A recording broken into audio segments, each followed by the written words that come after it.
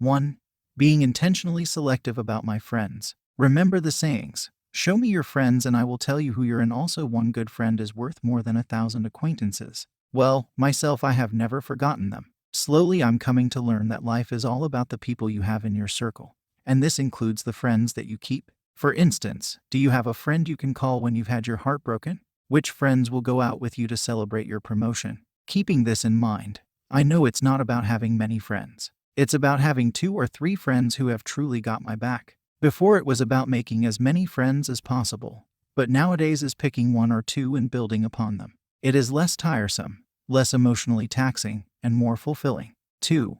Stop listening to unwarranted advice. I would take what people said at face value.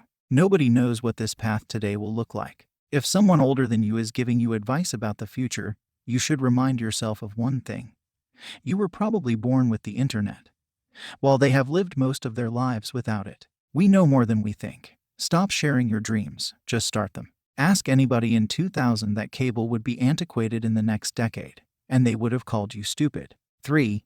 Sleep when you're tired. Getting a regular night's sleep is easy to say. I know a lot of people who don't sleep well regardless. Go out for a run in the afternoon. Make sure your mind is well exercised. You will naturally desire sleep at the end of the day. Find productivity. 4.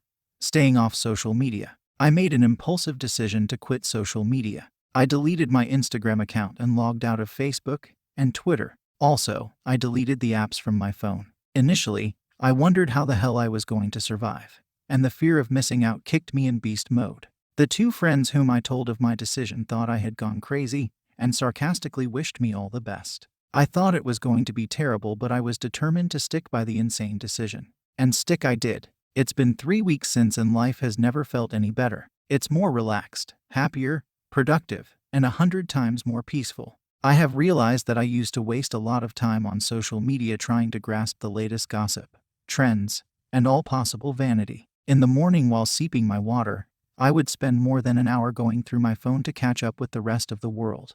While in class or in the middle of intense activity, my idea of a break was logging into Facebook, Twitter, or Facebook and checking out what was going on out there. I often slept so late hanging out on social media to see other people's statuses, and also sharing my personal life constantly and consistently with strangers on the internet. God, I really want to apologize to my former self. Nowadays, I have much more time than ever before to do everything that I said I would do. Already I have completed reading 3 books, and I am writing a lot. My head is way clearer than it was previously, as it is crammed with fewer things. And most importantly, I'm reclaiming my privacy. 5.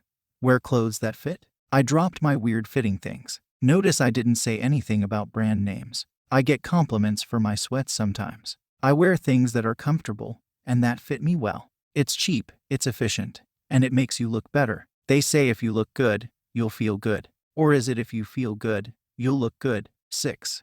Drinking water first thing in the morning. It seems like such a simple change, too insignificant to mention, but it completely and utterly changed my life. Before, I would wake up and then proceed to take breakfast. Often the breakfast would constitute a cup of chai and baked goods such as bread, mandazi, chapati, and cakes. Other times I would reheat leftovers from last night's supper. As a result, I would always feel bloated throughout the day. Bloating is so uncomfortable, always feeling like you have got gas and some void in the stomach. However, when I began to drink water the first thing in the morning instead of heavyweight substances, I realized that I had been living all wrong.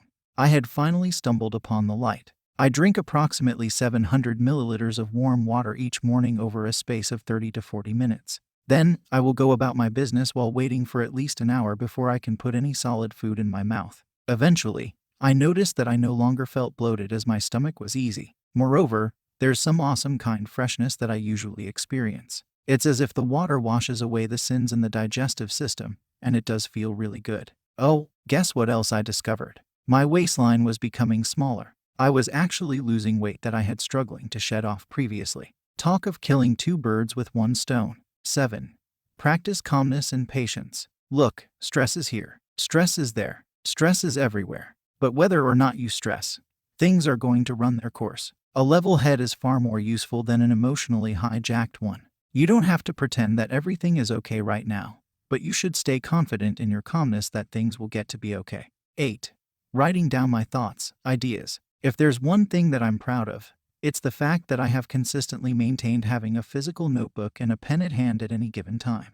I love penning down my thoughts, ideas, and plans because, in some way, they become more concrete and real. It's quite an effective way for me to untangle stuff in my head, to reflect, and not forget stuff. When I lose my bearings, it's easy to backtrack and reset. The best practice, however, has been writing down, or rather sketching, all that I have to do during the day in the morning and continually being able to check off the list as time goes by.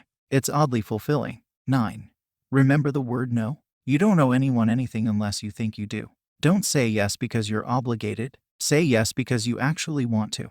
Otherwise, move on. You'll feel empowered. 10. Ask yourself why. What are you making a grid on Instagram for? Are you developing a business? Are you doing it for fun? Are you doing it to stay in touch with family? It's not a bad thing to be on social media, but ask yourself what your objective is. Why do you incessantly check it most hours of the day? Every moment you spend doing something useless is a moment time won't give you back. You don't have a lot of moments before many years begin to pass. The sooner you act, the sooner you'll be free.